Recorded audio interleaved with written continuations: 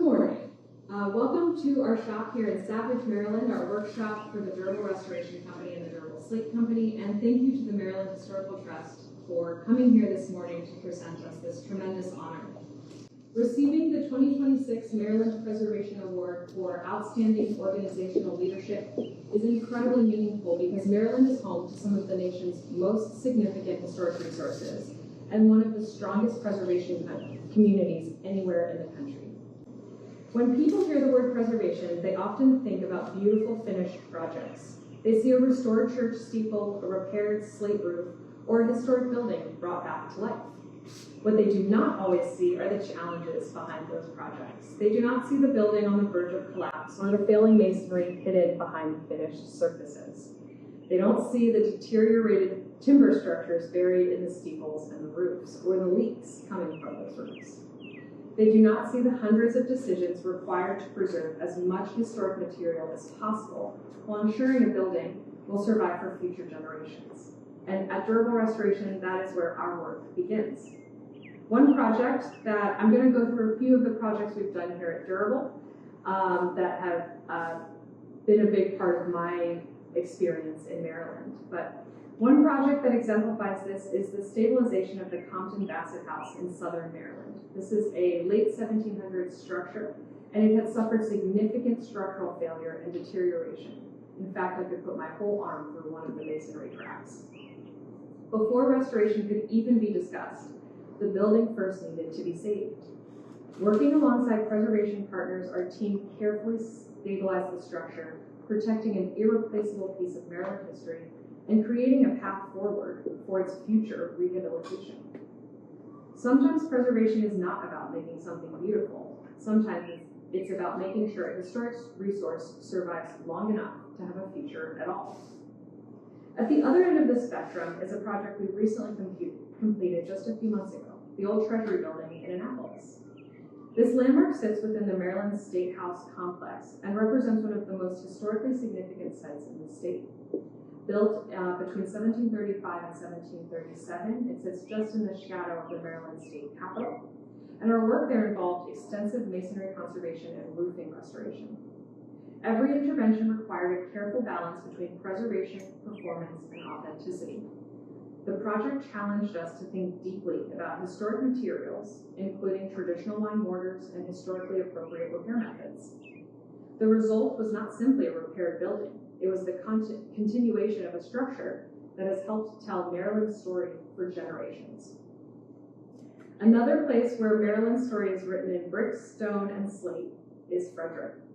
Over the years, we've had the privilege of working on several of the city's most recognizable landmarks, including All Saints Church, Trinity Chapel, and Evangelical Lutheran Church.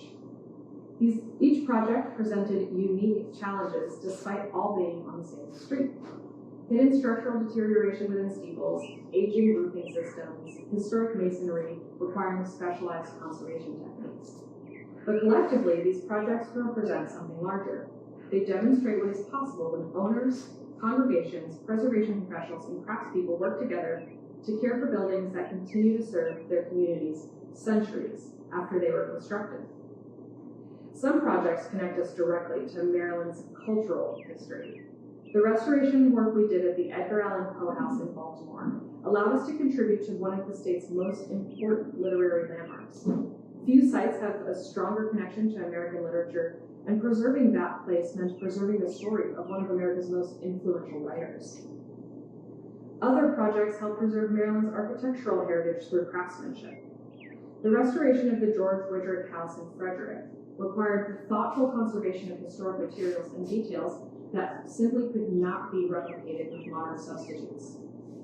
These projects remind us of the original builders and honoring that work through careful intervention.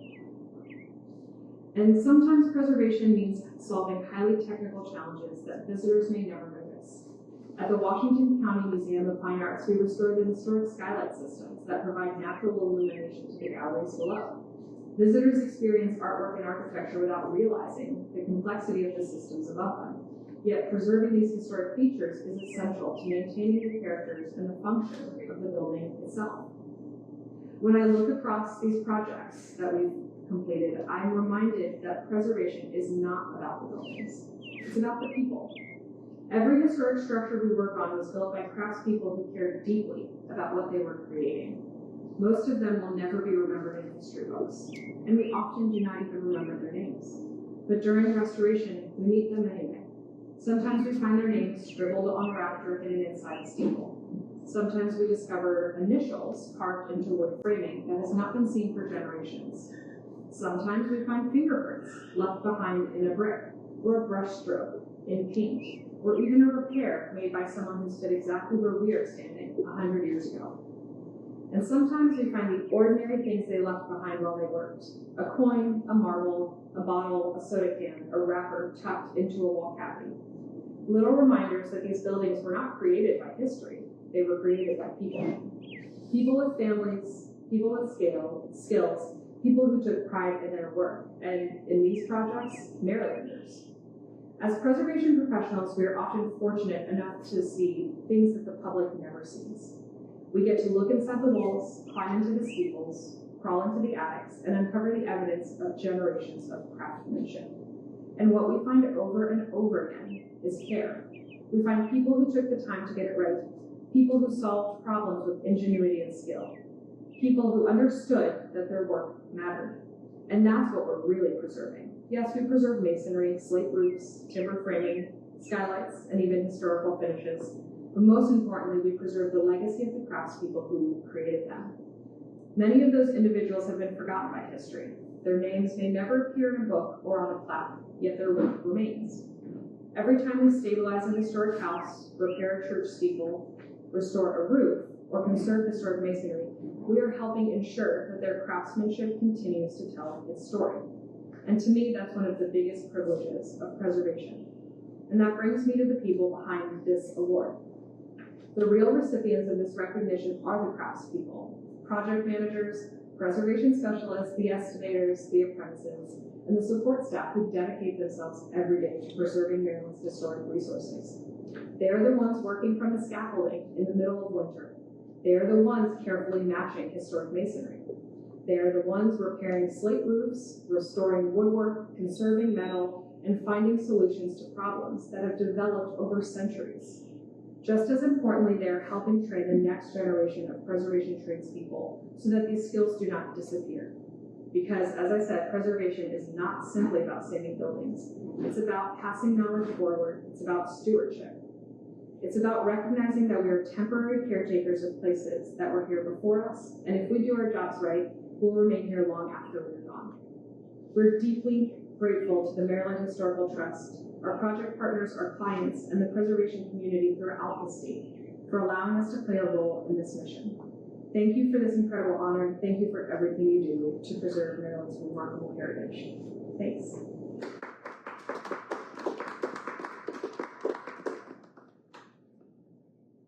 Here we go.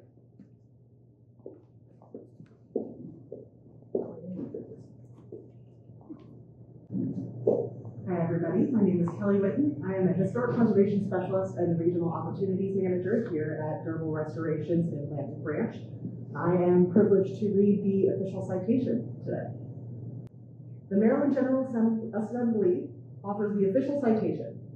Be it hereby known to all that our sincerest congratulations are offered to the Durable Restoration Company in recognition of winning the 2026 Maryland Preservation Award for Outstanding Organizational Leadership at the local level from the Maryland Historical Trust, presented on this 4th day of June 2026 by our delegation here at Howard County Legislative District 13. Thank you very much.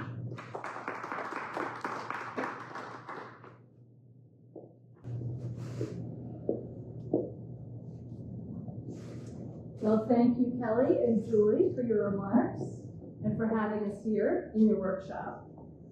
My name is Elizabeth Hughes. I'm the director of the Maryland Historical Trust. And since 1975, MHT has been recognizing people and organizations that help.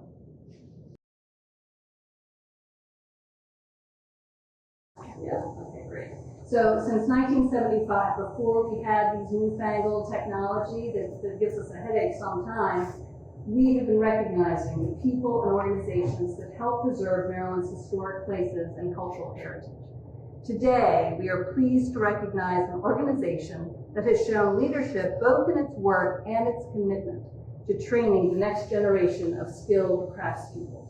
It's my honor to present the 2026 Maryland Preservation Award for Outstanding Organizational Leadership at the local level to the Durable Restoration Company. Durable Restoration Company has built a strong reputation for high caliber work all across the state. Their projects can be seen in communities throughout Maryland, like the Copper Spires of Frederick and the historic roofs of Baltimore. Recently, their work can be seen at the old Treasury Building in Annapolis, and we heard Julie talk a little bit about that, where they repointed historic brick, repaired stonework, and restored the roof using reclaimed cypress shingles. But Durable Restoration's leadership goes beyond the quality work that they produce. It's also reflected in how they have invested in people over the last 30 years. This was especially clear during the restoration of the Davitrol Dome at the University of Maryland.